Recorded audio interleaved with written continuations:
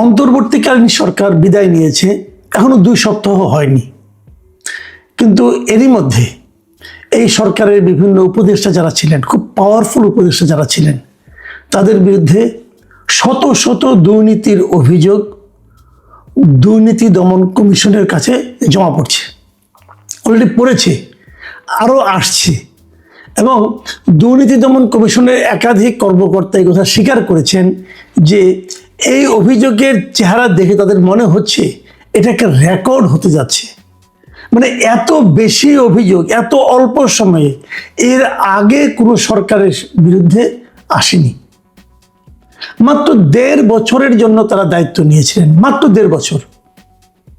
এবং এই 1.5 বছরে ওই যে বলে না, গ্রামে একটা কথা আছে না, যে আজান দিয়ে দুর্নীতি করা, এরা এই আজান দিয়ে দুর্নীতিতে নেমে পড়েছিল। এই অন্তর্বর্তীকালীন সরকারে যারা সর্বোচ্চ ব্যক্তি ছিলেন, যারা উপদেষ্টা ছিলেন, তারাই এই কাজ করেছেন। তো তারাই যদি এমন কাজ করেন, নিচের দিকে কি অবস্থা হয়েছে সবসময় মনে রাখবেন। সরকারের যারা মূল ব্যক্তি, যারা নাকি শীর্ষস্থানীয় লোক, তারা যদি নিজেরাই অপকর্মে লিপ্ত হন, তাহলে আপনি নিচের দিকে আর থামাতে পারবেন না। এখন উপরের দিকে যেটা হয়েছে বলে আমরা এরই মধ্যে খবর পাচ্ছি, নিচের দিকের প্রকৃত চেহারা যে কি সেটা জনগণ জানে। জনগণের শরীরের উপর দিয়ে গেছে সেই দুর্নীতিটা, চাপটা। কাজে মানুষ জানে কি ভয়ঙ্কর পরিস্থিতি সৃষ্টি করেছিল এই অন্তর্বর্তীকালীন সরকার ডক্টর ইউনূসের নেতৃত্বে। সবচেয়ে ভয়ঙ্কর এবং সবচেয়ে মর্মান্তিক বিষয় হচ্ছে, ডক্টর ইউনূসের নামেও একাধিক দুর্নীতির অভিযোগ এসেছে। কারা করেছে? তার যে গ্রামীণ টেলিকম, যেটা তাদের মূল আয়ের উৎস, গ্রামীণ টেলিকমের টাকা দিয়ে কিন্তু গ্রামীণের অন্য অনেক কিছু চলে। গ্রামীণ টেলিকম হলো এই যে আমরা যে গ্রামীণ ফোন ইউজ করি, এই গ্রামীণ ফোনের মাদার অর্গানাইজেশন।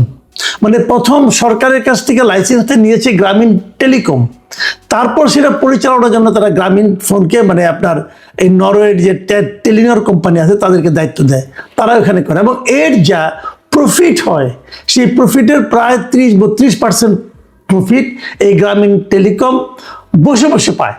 মানে তাদের কোনো লোকজন নাই, লোকজন সব টেলিনরের। এবং সেই টাকাটা 9-6 করা বলেন, যা কিছু করা বলেন, এখান থেকে ওখানে নেওয়া, ওইখান থেকে আরেক কোম্পানি করা, সেই কোম্পানি করা, নিজের নামে ট্রাস্ট করা। ডক্টর ইউনূস দেখবেন মাঝে মাঝে বলেন যে আমার কোনো অর্থ নাই, ওনার কোনো টাকা পয়সা নাই, ওনার নামে কিচ্ছু নাই, ব্যাংকে কিছু নাই, কিন্তু ওনার নামে একটা ট্রাস্ট আছে। ট্রাস্ট মানে একটা ট্রাস্ট গঠন করেছে, যে ট্রাস্টের একমাত্র কাজ হলো ডক্টর ইউনূসের পরিবারকে লালন পালন করা। শুনেছেন কখনো এরকম? এই ট্রাস্টে টাকাটা কোত্থেকে আসে? এবং এই ট্রাস্টের কেন করা হয়েছে? যে ট্রাস্ট করলে পর তার কোনো ইনকাম ট্যাক্স দিতে হয় না। এবং এই জন্য উনি এটাকে ট্রাস্ট করে রেখেছেন। এবং ওই ট্রাস্টের একমাত্র কাজ হলো উনি, ওনার পরিবার, মানে ওনার স্ত্রী, কন্যা, এদেরকে লালন পালন করা। এই হলো ট্রাস্টের কাজ। তার মানে ওনার কিছু থাকার দরকার নেই রে ভাই, ওনার বাকি জীবন তো ট্রাস্টই চালাবে। এই হলো ডক্টর ইউনূস। এবং সেখানে কি বলা হয়েছে, যে কিভাবে সেই গ্রামীণ একটা ট্রাস্ট করছে করে গ্রামীণ কল্যাণ, গ্রামীণ টেলিকমের টাকা অর্থ আত্মসাৎ করেছে, তার ডিটেল বিবরণ দিয়ে তারা কিন্তু দুদকের কাছে অভিযোগটা করেছে। এবং এর বাইরেও ডক্টর ইউনূস, মানে প্রধান উপদেষ্টা হিসেবে, উনি এই দায়িত্ব পালনকালে বিপুল পরিমাণ অর্থ বিদেশে পাচার করেছেন, এমন অভিযোগও এই দুদকের কাছে উপস্থাপন করা হয়েছে। ডক্টর আসিফ নজরুল, যিনি একসময় খুবই একজন জনপ্রিয় ব্যক্তি ছিলেন দেশে, টকশোতে কথা বলতেন, সরকারের সমালোচনা করতেন, অনেক কিছু হাসিনার সমালোচনা করেছেন, আবার উনি হাসিনার অনেক স্তুতিও করেছেন বিভিন্ন সময়। এই ডক্টর আসিফ নজরুল, যাকে দেখলে অনেকে মনে করতেন ন্যায় নীতির একজন প্রতিভূ, তার বিরুদ্ধে দুর্নীতি এবং অর্থ পাচারের 1 ডজনের বেশি অভিযোগ জমা পড়েছে দুদকের কাছে। এবং সেই অভিযোগগুলো বেসিক্যালি কী ধরনের? মামলা বাণিজ্য, জামিন বাণিজ্য, বিচারক পদায়ন, এই সমস্ত দুর্নীতি। মানে অমুক একজন বিখ্যাত ব্যক্তি, মনে করেন তার নামে মামলা আছে, সেই মামলা তার জেলে যেতে হবে, তো ওনার হাজার হাজার কোটি টাকা আছে, উনি হয়তো ওখান থেকে কিছু কোটি টাকা তাকে দিয়ে দিলেন, বললেন যে আমাকে জামিন পাওয়ার ব্যবস্থা করে দেন, উনি ফোন করে জামিন পাওয়ার ব্যবস্থা করে দিলেন। এই ধরনের জামিন বাণিজ্য উনি করেছেন, মামলা বাণিজ্য করেছেন। আপনি দেখেন ওনারা বলেই কিন্তু এই আনিস আলমগীরের মতো লোক, সাংবাদিক, তারা কিন্তু জামিন পায়নি। আনিস আলমগীর কি অপরাধ ছিল? কি অপরাধ ছিল এবং ওনার যে নিম্ন আদালতের জামিন না পাওয়া এই ব্যাপারে যে ডক্টর আসিফ নজরুলের ভূমিকা ছিল এটা নিয়ে কারো কোনো সন্দেহ নাই, আমার তো অন্ততপক্ষে নাই। কেন সম্পূর্ণভাবে এইগুলি কি দুর্নীতি পর্যায়ে, এর হয়তো টাকা পয়সা পাওয়ার ব্যাপারে এখানে নাই, কিন্তু উনি যে কাজটা করেছেন এটা তো অনৈতিক কাজ করেছেন। একটা মানে ওনার আসিফ আনিস আলমগীরের বিরুদ্ধে একজন সাংবাদিক কথা বলার অপরাধে ওনার বিরুদ্ধে এই মামলাগুলো করা হয়েছে এবং সেটাকে সন্ত্রাস বিরোধী মামলা করা হয়েছে, সেটা বোঝাই যায়।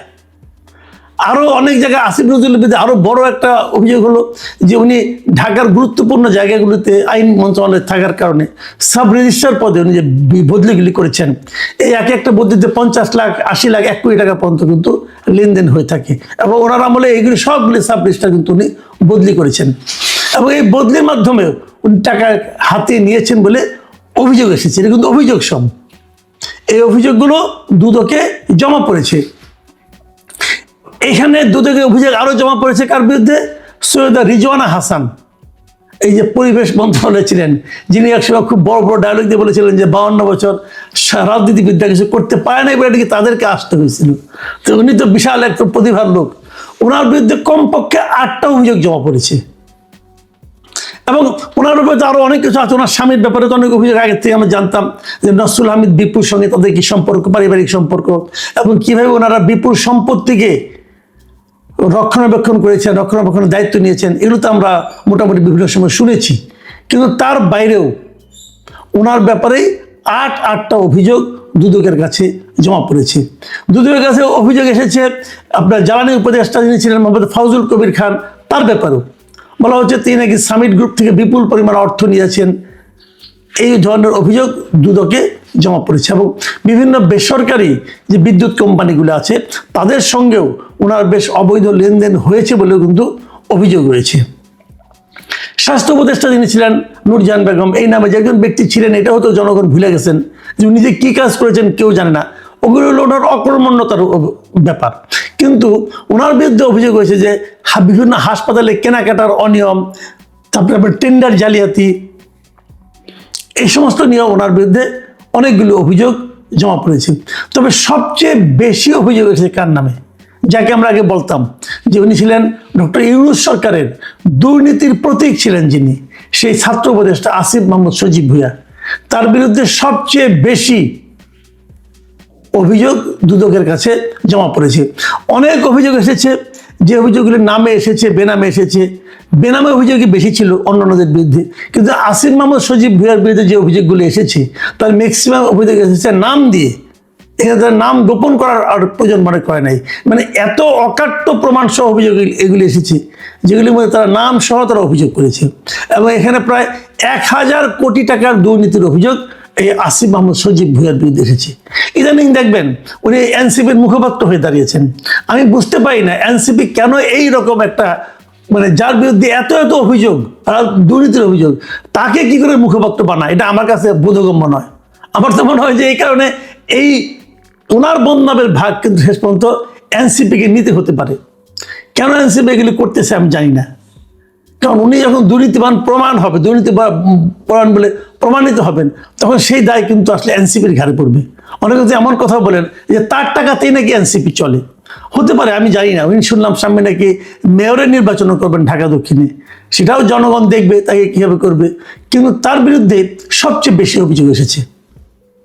প্রিয় দর্শক, আমরা জানি না এগুলি কি হবে, তবে আমরা আশা করব দুদক এই সমস্ত অভিযোগগুলো খতিয়ে দেখবে এবং দুর্নীতি সে যেই করুক, মানে ABCD, উচ্চ পদস্থ, মধ্যপদস্থ না নিম্ন পদস্থ না গরিব না ধনী না বিখ্যাত ব্যক্তি, রাজনৈতিক নেতায় যে হোক, সে দুর্নীতি এর বিরুদ্ধে জিহাদ ঘোষণা করতে হবে। দুর্নীতির কোনো ছাড় নাই।